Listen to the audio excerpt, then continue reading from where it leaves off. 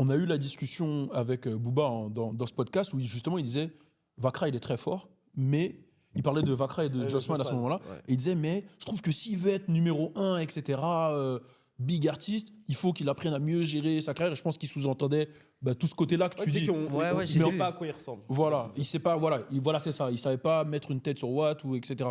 Mais en vrai, là, tu nous expliques le pourquoi du comment. C'est que c'est toi, en fait, qui n'es pas à l'aise avec ça, en vrai.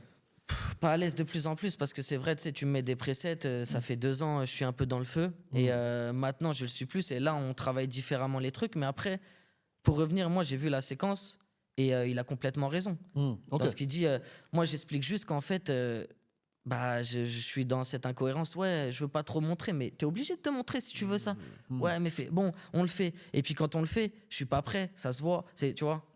Et après, pour revenir sur plein de sujets, moi, les 2 ans, elles ont tellement été intenses que j'ai eu beaucoup, je vais dire, d'erreurs de gestion. J'ai eu beaucoup de trucs où, ouais, j'étais pas prêt. J'étais pas prêt dans beaucoup de choses. Et ça en fait partie, tu vois. Plan séquence, Galatée, ça devient le feu.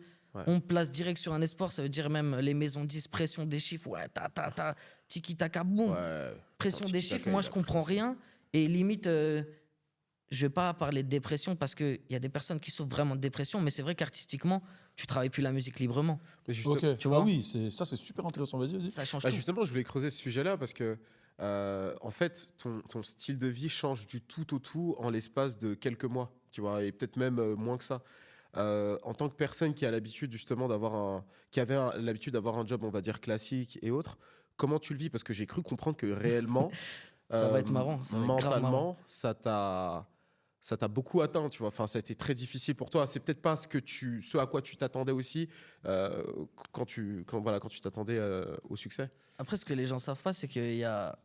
Je sors plan séquence, il y a Tiki Taka. Moi, le jour où Tiki Taka passe à Skyrock, je ponce des plaintes.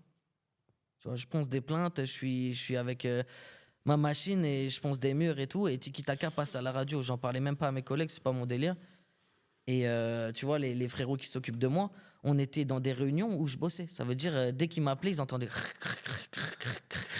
Donc ça veut dire Tiki Taka explose partout. Sauf que moi, j'ai tellement.